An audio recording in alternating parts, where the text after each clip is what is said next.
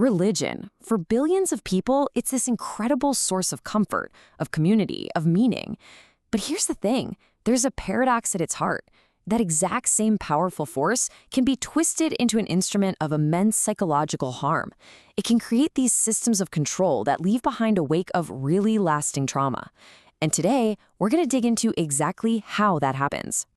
So, that leads us to the big question, right? When does faith heal, and when does it actually harm? Where's the line between a spiritual path that lifts you up and one that becomes psychologically destructive? To figure that out, we're going to start by defining what this harm even looks like. Then we'll dissect the mechanics of control, and finally, we're going to look at the very real human consequences. Okay, so first things first. Before we can really understand the problem, we need to be able to name it. So our first step is the diagnoses, defining the different ways spiritual harm shows up, from popular concepts to actual clinical conditions. Let's start with the term you might have heard, toxic faith. The key idea here is what happens when the system, the rules, the rituals, the constant performing, becomes way more important than any kind of personal relationship with the divine. It basically puts you on this spiritual treadmill, where you feel like God's love is something you have to earn, and that just leads to this constant, exhausting cycle of anxiety and guilt. Now, a more clinical term is spiritual abuse, and this is where faith literally becomes a weapon. We're talking about a pattern of using scripture or a position of spiritual authority to control and manipulate people. And it is so insidious because if you disobey a leader, it gets twisted to mean you're disobeying God himself. And how do you argue with that? It just completely silences dissent. And all of this can lead to a recognized psychological condition, religious trauma syndrome, or RTS.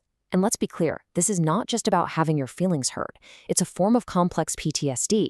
It's caused by the chronic, long-term abuse inside one of these high-control groups, but it's also combined with the massive trauma of leaving, of losing your entire world, your family, your friends, your whole understanding of reality, gone. So what makes these environments tick? How do they even work? Well, to understand that, we've got to look at their anatomy, the psychological and social architecture of control that lets these harmful systems flourish. A really helpful tool for understanding this comes from cult expert Stephen Hassan. It's called the BITE model, and it gives us a blueprint for what he calls undue influence, breaking down all the different tactics that are used to systematically dismantle a person's identity. So the model breaks control down into 4 areas that all work together. First, you've got behavior control. This is about dictating your physical reality, what you wear, what you eat, who you're allowed to be friends with. Then there's information control, which basically creates a bubble. It restricts access to outside news, discourages questions, and builds this intense us versus them worldview. Third is thought control. This is where the group's black and white thinking gets internalized, and you're forbidden from questioning the leader or the doctrine. And finally, you have emotion control, which uses things like fear, instilling phobias about leaving, or public shaming to make you totally dependent on the group for your sense of worth. When you put it all together, well, you can see how it creates a total psychological prison. Okay, this next part it's wild, and it comes from a place you probably wouldn't expect. The official manual for mental disorders, the DSM-5. In it, a delusion is defined as a fixed false belief. But, and this is everything, there's one crucial exception. It's not considered a delusion if that belief is shared by your culture or your subculture. You see what's happening here? This little clause is the gateway. It's a clinical safeguard, and it's necessary, but it also creates this powerful social loophole. A belief that might look a lot like a delusion in just one person can suddenly become a protected, subcultural tenet the moment it's shared by a group. The belief itself hasn't changed at all, but its social context has.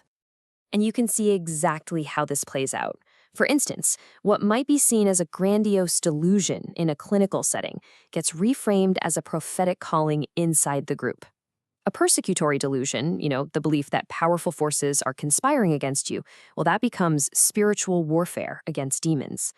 The religious framework provides this perfect, ready-made structure to legitimize these alternate realities.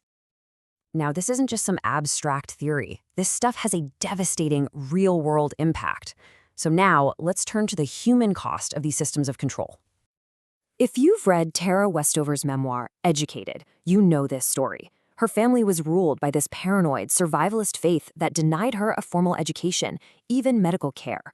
Her journey to get an education wasn't just about academics. As she put it, it was a fight for her own mind, a fight that ultimately forced her to make an impossible choice between her family and reality itself.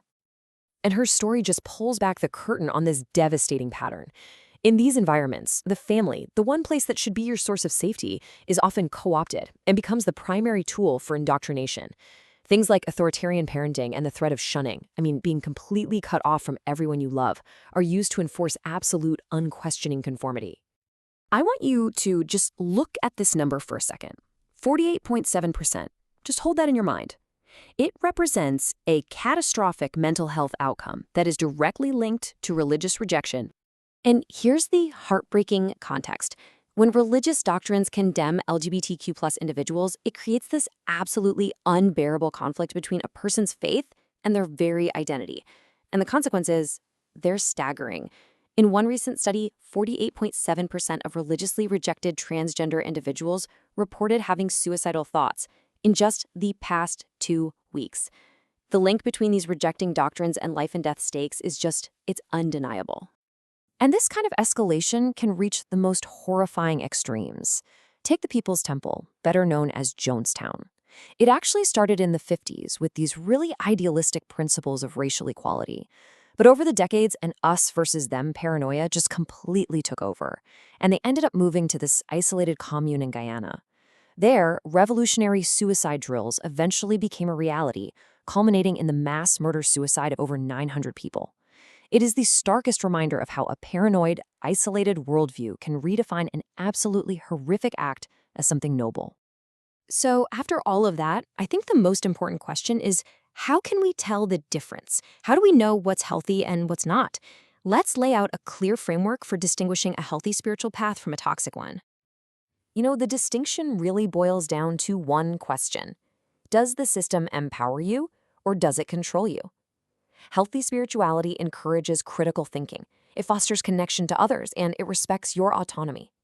High-control groups, on the other hand, punish questions, create that us versus them mentality, and dictate how you should think and feel. One promotes compassion, the other uses shame and guilt as tools for control. The contrast really couldn't be clearer.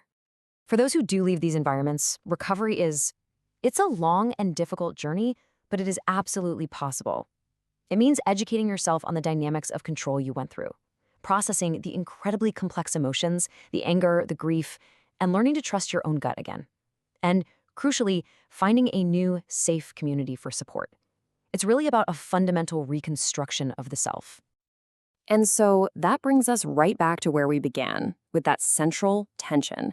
The question then, for all of us, is this: where is the line between an unwavering faith and a reality that's been held captive? Figuring out where that line is, that's critical, not just for people inside these groups, but for all of us.